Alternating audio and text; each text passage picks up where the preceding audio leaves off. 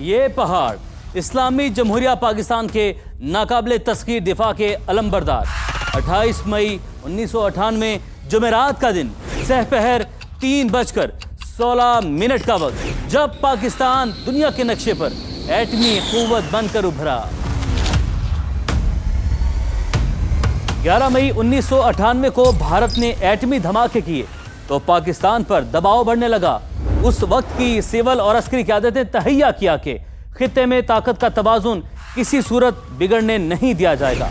बलूचिस्तान में आबादी से दूर चागी के मकान पर रास्को और खारान को एटमी धमाकों के लिए चुना गया। 1 किलोमीटर लंबी जिगजैग सुरंग बनाई गई।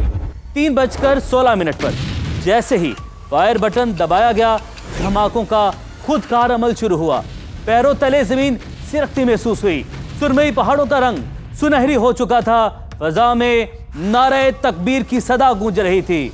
फर्श से अर्श तक पूरी दुनिया गवाही दे रही थी कि हाँ, पहला इस्लामी मुल्क पाकिस्तान एटमी ताकत बन चुका है। दुश्मन मैली आंख से देखने की जुर्रत भी ना करे।